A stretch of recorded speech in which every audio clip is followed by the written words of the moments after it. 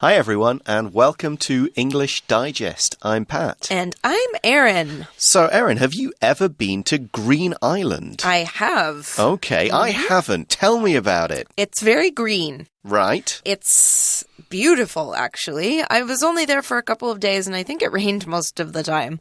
So we didn't go out very much, and when we were there are very famous hot springs there. Are those the ones where you can watch the sunrise? I'm not sure. I just know that there's saltwater hot springs. Oh, that's right. I've heard of those. They were closed when we were there, so we didn't get to see them. Disappointing. Yeah, we did. One of the nights we were there was clear, so we spent the night on the beach and kind of just relaxed, I guess. Did you go by the ferry?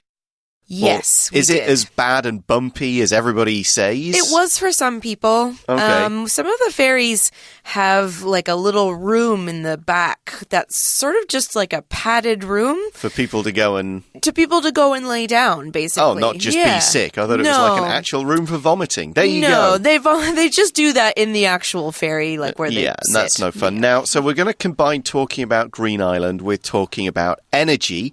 And if you remember last year, there were... That power station went down due to a mistake, and there were those sort of, we call rolling blackouts. A rolling blackout is when just the power goes out in one area for a bit, and then it's in like the next neighborhood for a bit, and they do that to kind of save energy so that the entire country doesn't lose power all at once. So we're going to combine these ideas of Green Island and power supply as we look at this month's News Digest article, which is going to see Green Island bringing in a whole new kind of energy. Let's read about it. Okay.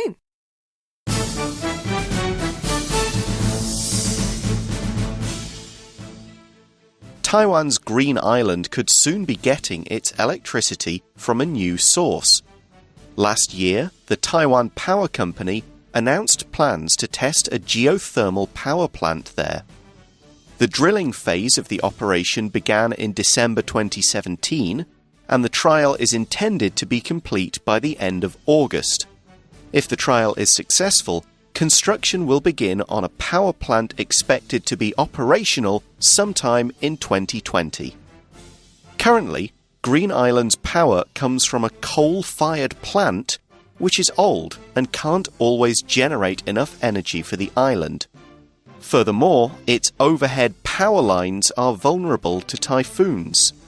If they're knocked down, the power outages can last for days.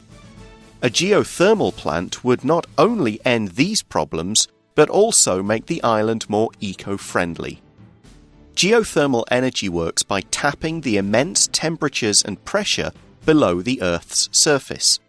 Plant workers drill down several kilometers and then either use the steam to directly power turbines or extract boiling hot liquid. This liquid either produces steam of its own or is used in heat exchanges that generate power. Either way, it's then returned to the Earth to heat up again, making it a renewable source. In addition, no pollutants are emitted during this process. One of the main drawbacks of geothermal energy is that it's expensive to set up the power plants in the first place. It's also hard to build such plants near cities, as they are generally large and require miles of pipes. But in remote areas such as Green Island, this isn't a problem. These plants also work best in areas with high geothermal instability, so Green Island once again fits the bill. With this development, it appears that Taiwan is taking another step toward environmentally friendly energy production.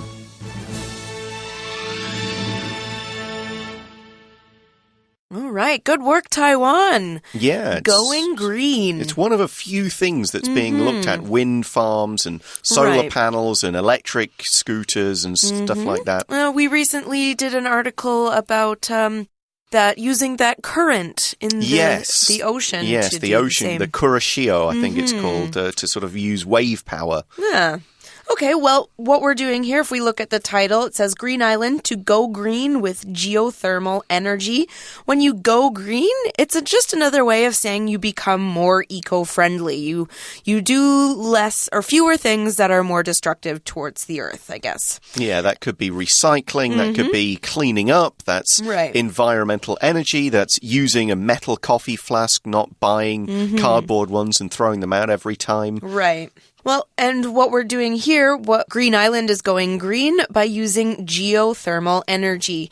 Now, geothermal is just related to the heat that's found inside the earth. That's right. It's sort of, maybe there's hot water down there, whatever. I'm not actually sure what's down there. I'm not a geography major, but there's something really hot down there. Yeah, liquid rock. It's very hot down at the core of the earth, and that heat turns the rock either super hot or into a liquid form, and there is enough liquid that gets down in there so that it boils off, and sometimes it's just water, sometimes it's other liquids, and so on.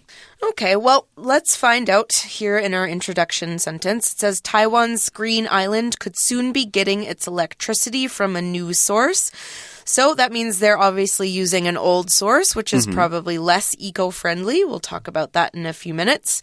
But now they're going to be getting it from a new source, this geothermal source. Yeah, and we see that last year, so 2017, the Taiwan Power Company announced plans to test a geothermal power plant there.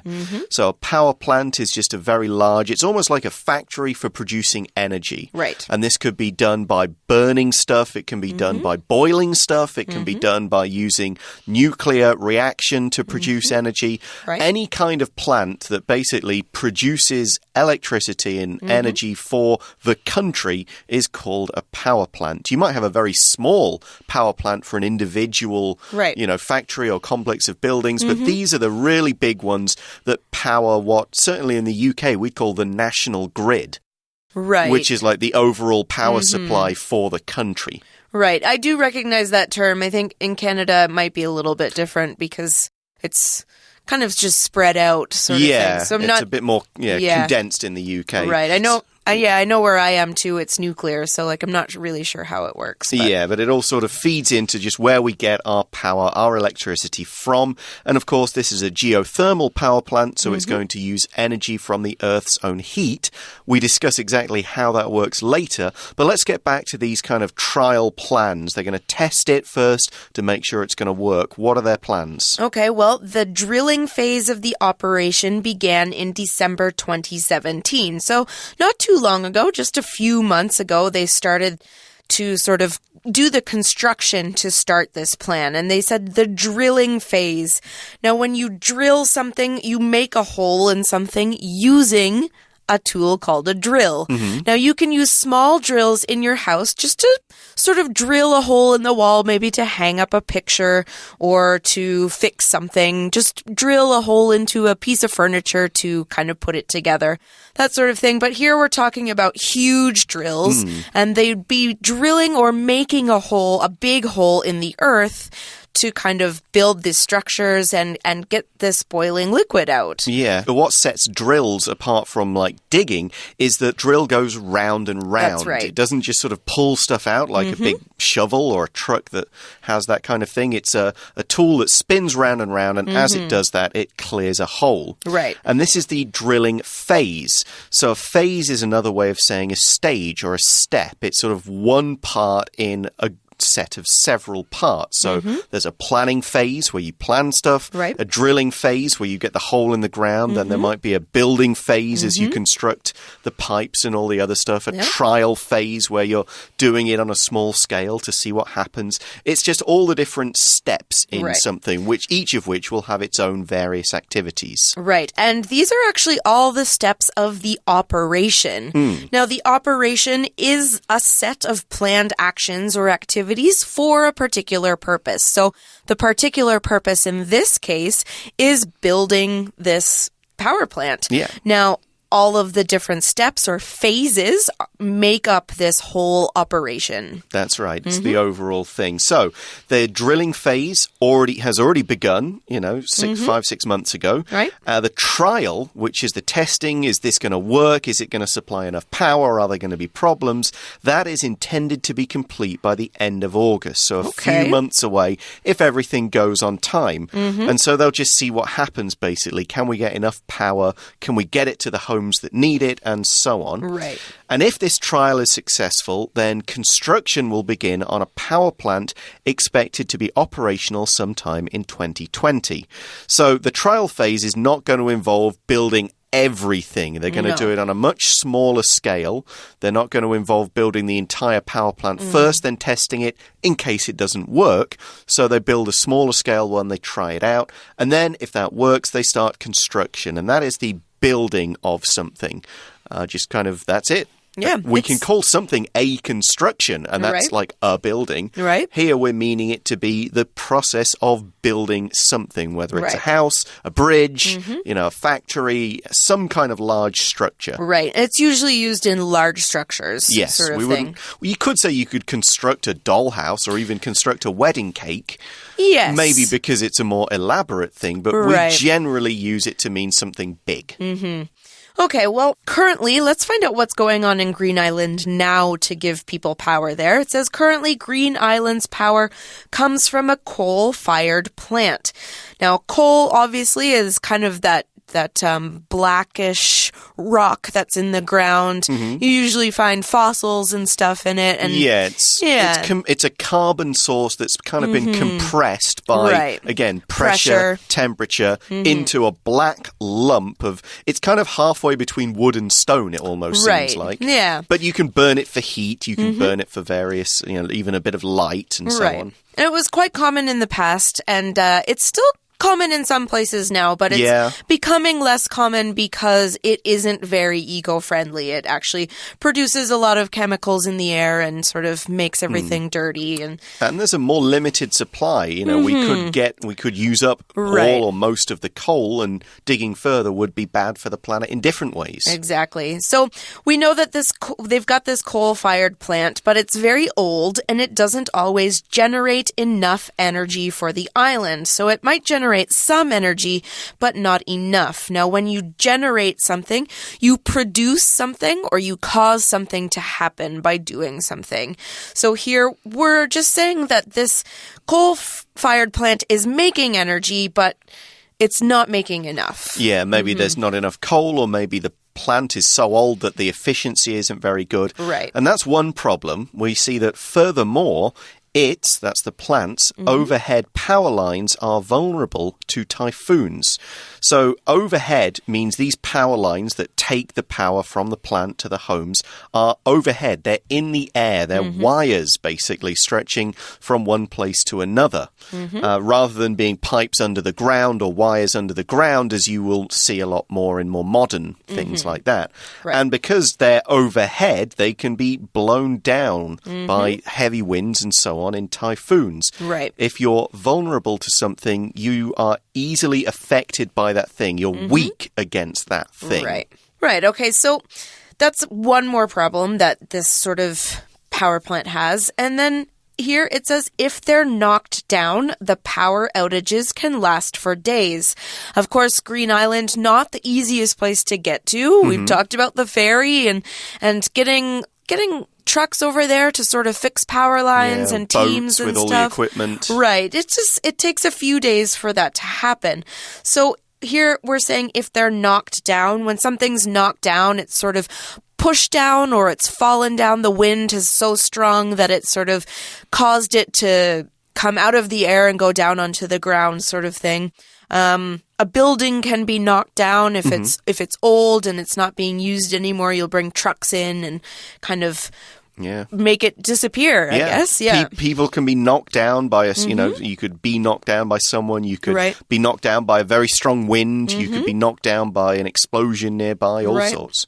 Yeah, and so what's happening is that when these lines go down, the power outages can last for days. So an outage is just the period of time when the electricity is not running. So we did talk about those rolling blackouts a bit in the introduction. When the power goes out, that's called an outage. Yeah, it's a slightly more formal word than blackout. You'll hear a lot of people saying, oh, there's a blackout, that sort of thing. The power's out. Outage would be the more correct sort of formal word for it. So there are these various problems with Green Island's coal plant. And the article says a geothermal plant would not only end these problems, so kind of stop the supply problems, the vulnerability problems, the outages, but also make the island more eco-friendly because we've said coal is not good for the environment, particularly geothermal, as we'll find out in a moment, is much better. So we're going to get into how geothermal energy works, but right now we're going to take a short break.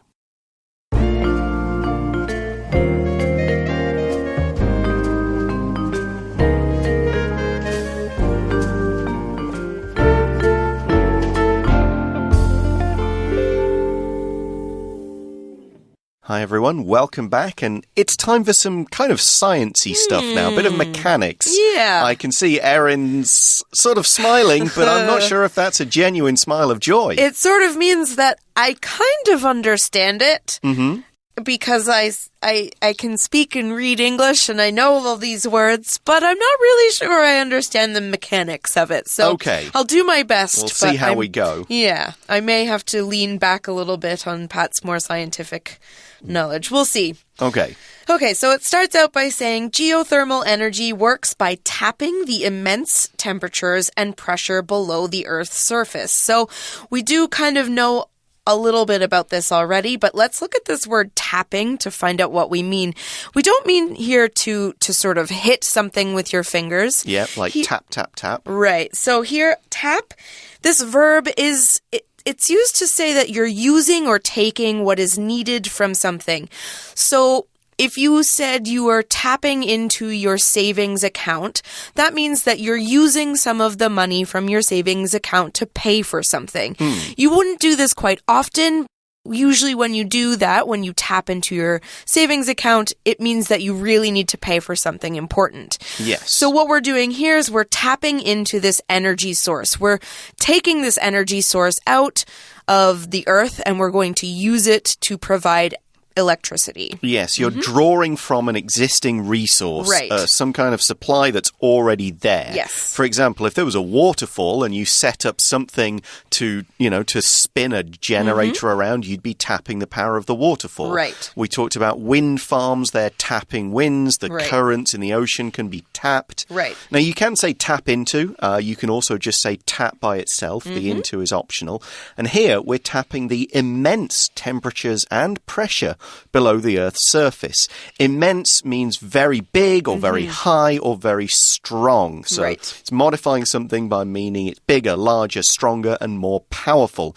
So the temperatures down there are really high. Yes, not the kind of heat you ever want to experience. And the pressure is also very high, and that's quite important. If you think about if you squeeze your arm, it'll feel hot, right? Because the pressure actually causes temperature and also kind of creates its own energy by forcing things into a small space. Right. So that's sort of how that bit works. So for that bit, just understand, down there in the earth, there is power in a sort of form. There is heat, there is energy.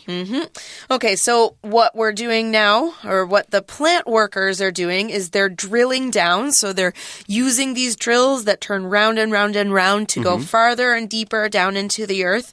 In fact, they go down several kilometers, and then they do one of two things. They either use the steam that's produced. Yeah. So steam will come out of that hole like it would you boil a kettle, steam comes out because it's hot inside. Yeah, and there's energy. So this energy is going to produce the steam, and it's going to either directly power the turbines, which are sort of like the motors. Yes. Yes, they're like an engine, and the way it works is a pressure, like steam or a liquid or something, will turn circular motor around and around really fast. Yeah, they look like big fans, and as you spin them around, then they've got like almost like a stick on them, and as the stick spins around, that generates energy. Right. Okay, so that's one of the things they can do. Just make this thing spin with the steam, and there you've got power. Very simple. Okay. Or they could extract boiling hot liquid. Now, when you extract something, you remove it from another place. It's usually used to talk about taking one substance out of another one. So you can extract oil from various things like flowers or coffee beans or plants, that sort of thing. Here, olives. You could extract this liquid from the ground. You can take it out. Yeah, boiling hot liquid, which means it's hot enough to boil. That could mean with water, it's like 100 degrees Celsius, because that's when it boils and turns from liquid into steam. Right. Because this water has also got some metals, it's not just water, the boiling point is likely a lot higher. So even so, it's still turning into steam. So it's well over 100 degrees Celsius. Super hot stuff. Right. Now Very this hot. is... Okay, so we've either got steam, spinning the turbines, create energy, or we have this super hot liquid. Okay. Now, this liquid either produces steam of its own, so just... As it boils, it's creating the steam. So instead of taking the steam directly from the earth, you're taking the liquid and then taking the steam from that. Maybe it's just more efficient that way. You get more steam that way to power the turbine. Okay. Or is used in heat exchanges that generate power. Okay, this is the one that I might need you to help me out with. So a heat exchange is when something that is hot... puts that heat, that energy, into something that's colder, bringing them both to about the same temperature. Think of boiling water in a saucepan. You're not heating the water directly. No, you're heating the saucepan, which transfers its heat and into the water. So here, imagine two pipes are touching each other and going, or one hot pipe is going through a tank of cold water. Right. As the hot water goes through the pipe, the cold water in the tank will get hotter, and the hot water in the pipe will get cooler. So one cools down, the other heats up. It's a heat exchange. Okay, I get that. And as it does that, it generates power, either because it's causing water to move through turbines, causing steam to move through turbines, or just straight up, when energy is transferred from one thing to another, it can generate power. I'm so glad that there are scientists out there that understand these things so that I don't have to say it's magic. Yeah, there are basically 2 or 3 or 4 different ways to run a geothermal plant. And one plant may, in fact, run 2 or 3 of these different processes depending on what they've got coming out of the earth, whether it's steam, hot water, whatever. They just do it in 1 or 2 different ways to get as much power as they can. But either way, with the liquid, this hot liquid that's come up, it's then returned to the earth to heat up again. So it's not wasted. You don't throw away that boiling hot liquid, even if it's got colder again. You just put it back down into the earth. I mean, that makes sense. Yeah, where it's going to get hot again, because the Earth's power isn't going to go away. Hopefully not for millions of years, at least. Yes, I hope so. Okay, well... And that makes it a renewable source. Yes. Now, a renewable source is something that can be used again and again. And that's because a renewable source, it just recreates itself. It replaces itself naturally. You don't need to make it again and again. It does it itself, sort of thing. And we need to be using more renewable sources because we don't want to run out of the ones that aren't renewable. The coal. So renewable stuff is like solar power, wind power, wave power, geothermal. Right. Whereas non-renewables are things like gases, fossil fuels, coal. Right. Okay, so... in addition to this, so that's not the only good thing, this renewable source, it's that no pollutants are emitted during this process. So in this whole process, we are taking stuff out of the earth, we're creating power with steam or really hot liquid, and then we're putting it back in. None of this releases pollutants or chemicals or bad substances that make things dirty or soiled. Like dark smoke into the air, wastewater into the rivers. There's nothing to make the air or the water dirty. Yes, a pollutant is something that causes pollution. Right. And it's emitted, which means it is produced usually in the form of either gas or sort of radiation, like you can emit heat, for example. Right. Something hot emits heat.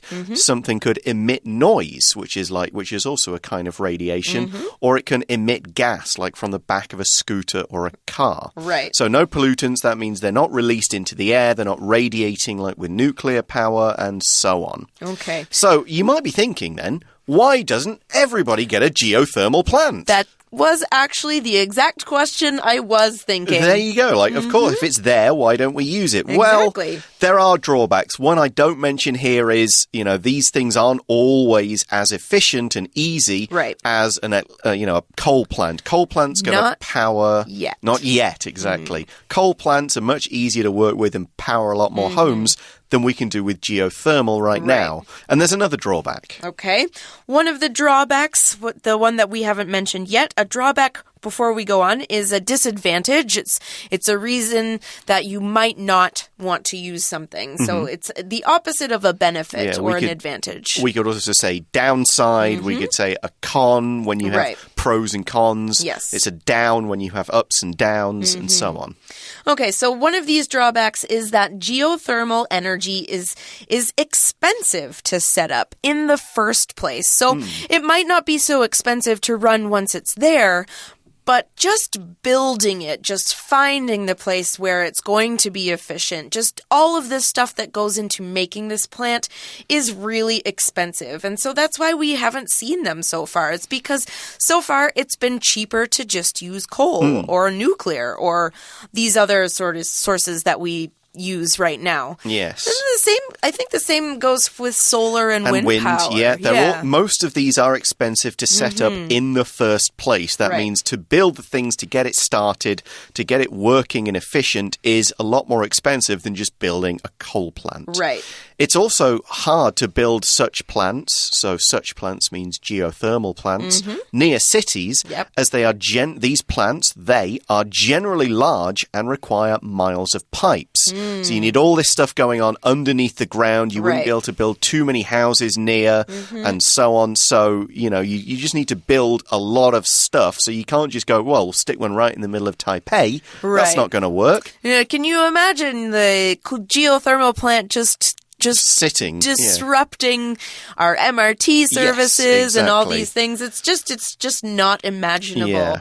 Also, it takes a really long time. It's hard. It does, It's hard to get energy to a city from far away. And so if you're building a plant far away, it's not really efficient. So, but unfortunately for Green Island, that isn't the case. Green Island is quite remote in areas. There's small little villages sort of dotted around the edges, but that's it. Yeah. Okay. Another thing about geothermal plants is these plants also work best in areas with high geothermal instability. Geothermal instability means there's more likely to be earthquakes, volcanic activity. The earth is always kind of moving and creating stuff. I mean, Taiwan as a whole has got a lot of geothermal instability. All this sort of area of the Pacific does. Green Island has its own. It's got some of those, I think it's like the hot springs. It's the hot springs. You need geothermal stuff to get hot springs. So Green Island fits the bill. If something fits the bill, it's perfect for that purpose. It's almost like you've got a bill saying we need this, this, this, and this. And Green Island goes check, check, check, check. We've got all the things that are required on this bill or on this list. All right. Well, it sounds perfect for Green Island. And that's why here it says with this development, it appears that Taiwan is taking another step toward environmentally friendly energy production. So Green Island's got everything it needs to do this. So once the trial period is finished, if it's successful, it's just one more thing that Taiwan is doing right to sort of go green. Yeah, and get more energy in an environmentally friendly way. Right. Hopefully it works. Well, that is the end of our article. Hopefully we'll hear more news about this over the next sort of year or so as the trial concludes and so on, and the plant hopefully starts being built. But right now we're out of time. Thanks for listening. For English Digest, I'm Pat. And I'm Erin. Bye-bye. Bye-bye.